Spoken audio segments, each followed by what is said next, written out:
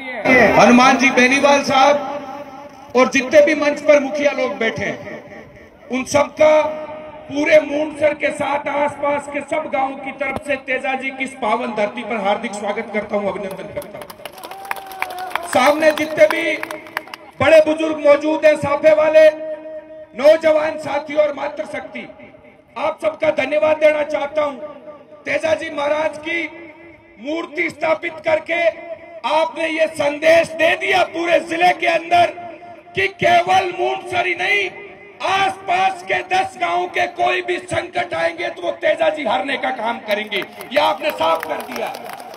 इस मौके पर आप सब लोगों का धन्यवाद देना चाहता हूं। कोई राजनीतिक मंच नहीं है। पहले जो बातें हुई नशे की, बुजुर्ग बैठे हैं साफे वाले, ये ऐसा गांव है जिस गांव की चर्चा पूरे बीकानेर जिले के अंदर सबसे जागरूक गांवों के अंदर होती है।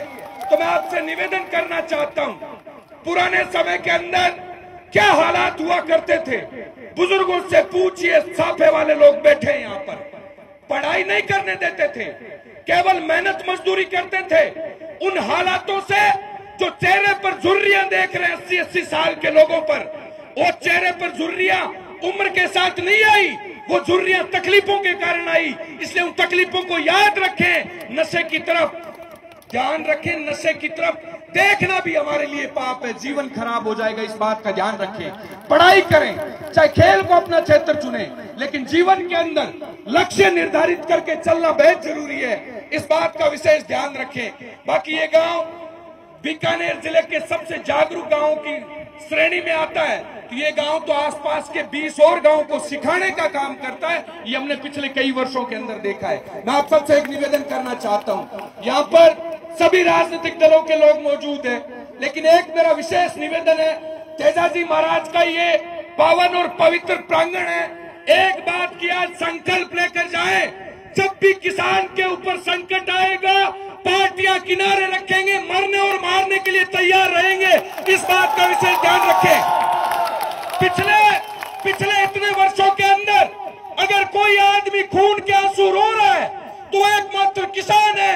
रात दिन काम करता है, भूख प्यास नहीं देखता, गर्मी सर्दी नहीं देखता, कभी बिजली काट दी जाती है, कभी ओले गिर जाते हैं, कभी बीमारियों का प्रकोप आ जाता है, लेकिन थका नहीं, हारा नहीं, बच्चों को पढ़ाया, बच्चों को आगे बढ़ाया।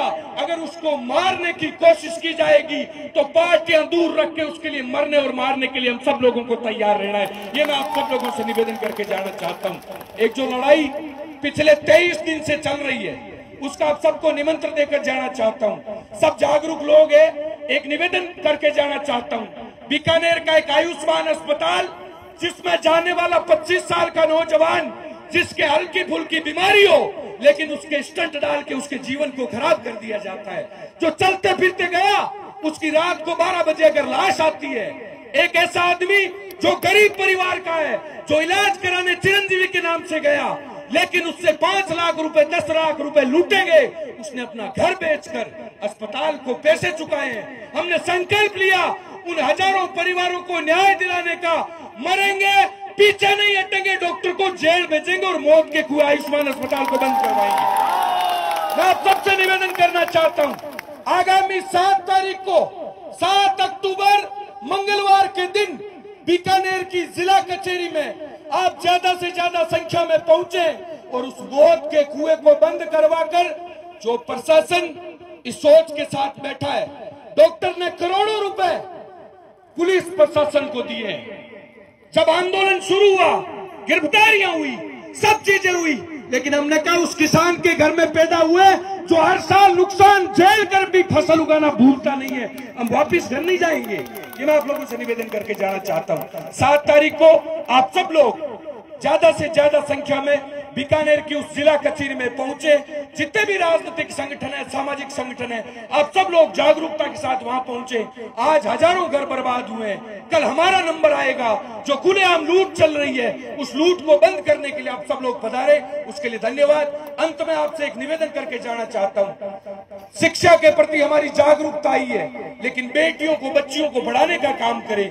बच्चियां ने हमेशा जब वो घर से निकली है तो सुनहरे अक्षरों में अपना नाम लिखाने का काम किया। किसान की बेटी कमजोर नहीं है, उसको केवल चूल्हे तक मत रखें, उसको आगे बढ़ाने का काम करें। ये बुजुर्गों से निवेदन करके जाना चाहता हूं। आप सब पधारे, उसके लिए बहुत बहुत धन्यवाद। बोलिए सत्यवादी वीर तेजाजी महाराज की, बोलिए खेतरपाल जी महाराज की, बहुत बहुत धन्यवाद।